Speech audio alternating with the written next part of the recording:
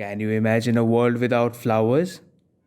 I don't think anyone can. From congratulating someone on their achieving something, to exchanging garlands of flowers as a marriage ritual in India, from proposing someone for a relationship, to paying the last tributes to the deceased, from just beautifying the garden by growing flowers, to offering them to the various deities, flowers form an integral part of our lives.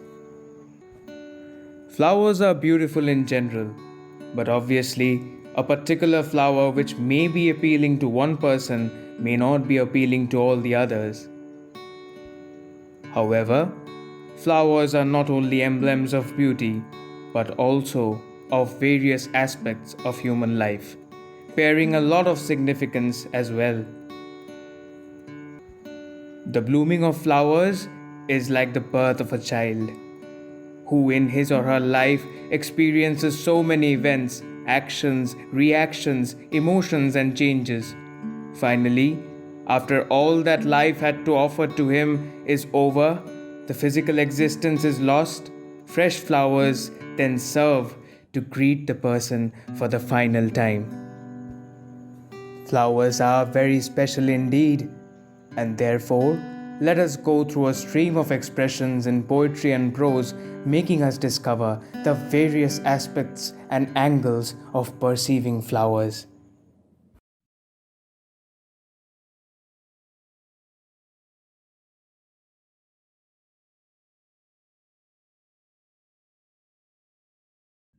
Flowers are for old and young, big or small.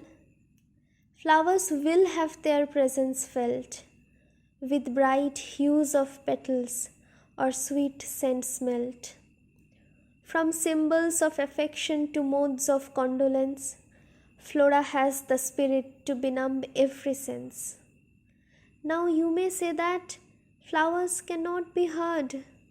Well, don't you hear the buzzing of bees and the chirping of the bird?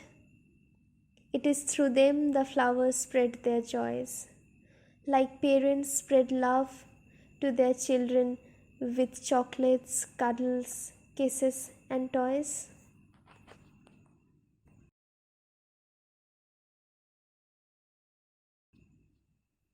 Wildflower, vivid field of thoughts, sweet scent, so demanding, dreams with winding roads, endlessly expanding.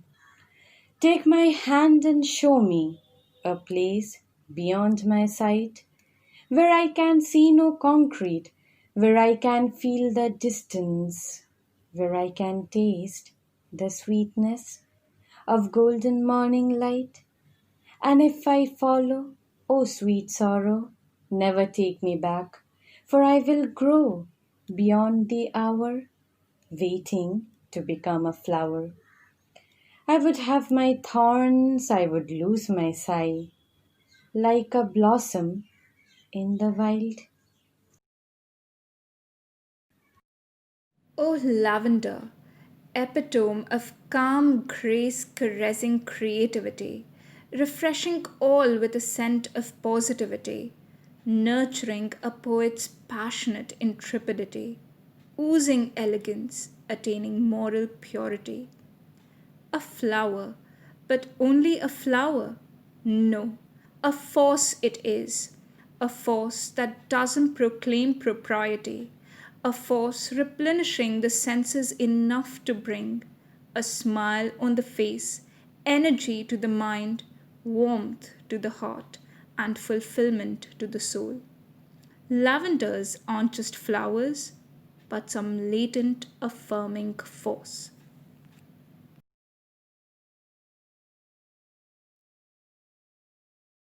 Viola, vibrant viola, not bothered by cold or rain, sings hope to the world. Lovely, sweet flower, velvet purpose entwined with spontaneity. Bright, beautiful bloom, soft power and stamina intensely at ease. Wise, perennial, accepting reality, hard truths, boundless joy. Small, Happy blossom, delicate, daring and bold, exposing its heart. Strong, brave viola, quiet, irresistible explosion of peace.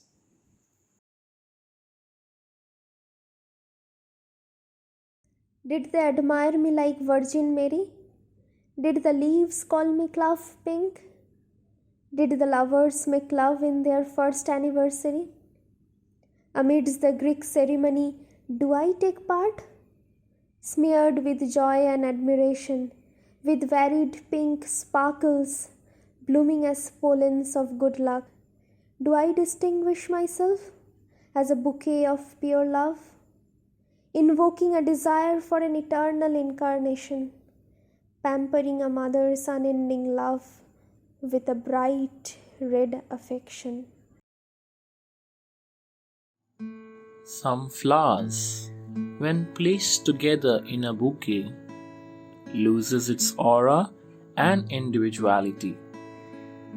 Such is life, where the beauty of some flowers is only distinctly noticed when it's placed in separate jars. Thus, all separations are not bad. Some are really beautiful. Some segregations are quintessential to one retaining its unique aura, which would else be lost among the myriad smells of a bouquet. Some flowers, you will observe, deserve to be admired alone. With a dark heart and petals bright, in the morning when the suns are light, the sunflower wakes to bless her sight. She couldn't sleep the whole night. Oh, a delightful flower she is, gracious yet selfless in her love for the sun. Attractive, lovable, an epitome of faith, queen of the field in her own right. Have you seen her smile? With a jolly yellow blush, giving you an escape from life's cat and mouse rush. Dominating, yet caring, a countenance rare, calm, yet restless for the sun god's care. A godly flower on earth resembling her beloved, inspiring friends and lovers in the lesson of being attached. Because true concern is rarity. The hibiscus that I clasped did not smell strong or sweet. Rejected I was with lavender and jasmine. Their colors were not so bold. Rose came with thorns. Like pleasure comes with pain in love. I know I loved the red rose. I know I bled for love. But how do I bestow that red bloom? How do I say to the world, red roses remind me no more of the love they related with, but perhaps my honorable guilt? She's a wild rose amidst the dark woods. Morning camouflage her with the shadows of conifers. Thorns shield her, and the greens secure her. She sparkles in the moonlight. He could gaze at her, but boy, it's too onerous to reach at her. She will bring you misery. Don't be a beautiful rose or an attractive sunflower. Just be the humble lotus that grows gracefully in the mud, blooms out of the darkness, and radiates happiness in the world. Be yourself. Do not change for anything or anybody, not worth it. Like a lotus, always remember what you make of yourself and what the world perceives you to be is your ultimate identity. That is how you belong to the world. Hail hibiscus. What is the sex of beauty? What is the meaning of grace? Are flowers for only them with alluring flesh and pretty face? Flowers are innocent children who bloom to radiate emotions, having a lot to say. In every apprehension or feel of gloom, flowers make happy, flowers make gay. A flower I know has a lot to show. A flower I know with a scarlet glow. It grows in the garden, dominating the floral mass. Hail hibiscus, bloody red hibiscus, holding within it the power to win against all separations, brought by birth or mere color of skin. The black's jasmine. The black had strived to make the white smile. The white, uncursed by melanin, never bowed down. Flowers were meant for them, but who made white jasmines grow? Those black hands proved time and again that black had made the white exist and grow. The jasmine, adored with love and adorned with pride, earned the value of deprived sweat and blood. The black, rich in pigment, though gained not much, but lost those white flowers carrying the sweet smell of their struggle. Yes, they could give birth to something very white, something that earned recognition in all the ceremonies of life. Do flowers make us happy? People say flowers can make us happy in the darkest hours of our lives. But really, do they? Is it the flowers or the person who brought the flowers for us that is the reason behind our happiness?